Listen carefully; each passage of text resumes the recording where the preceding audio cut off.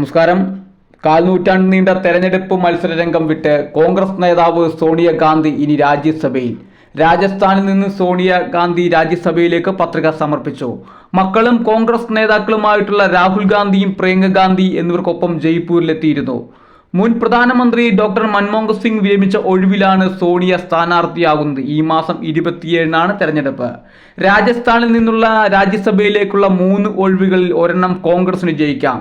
തെലങ്കാന, കർണാടക സംസ്ഥാന നേതൃത്വങ്ങൾ അവിടെ നിന്ന് സോണിയ സ്ഥാനാർത്ഥി ആകണമെന്ന് ആവശ്യപ്പെട്ടിരുന്നു. എന്നാൽ രാഹുൽ വയനാട്ടിൽ നിന്നുള്ള MP ആയതിനാൽ സോണിയ കൂടി അവിടെ എത്തുന്നത് ഉത്തരേന്ത്യയിൽ ദോഷം ചെയ്യുമെന്ന് പാർട്ടി വിലയിരുത്തി. 1999-ൽ കർണാടകയിലെ ബെല്ലാരി, UP-യിലെ അമേഠി എന്നിവിടങ്ങളിൽ മത്സരിച്ച് തിരഞ്ഞെടുപ്പ് രാഷ്ട്രീയത്തിന് തുടക്കമിട്ട സോണിയ 2 സീറ്റുകളിലും ജയിച്ചു. UP-യിൽ നെഹ്റു കുടുംബത്തിന്റെ പരമ്പരാഗത സീറ്റായ അമേഠി, റായ്ബറേലി എന്നിവിടങ്ങളിൽ ഇക്കുറി പുതിയ സ്ഥാനാർത്ഥികളാകും മത്സരിക്കുക.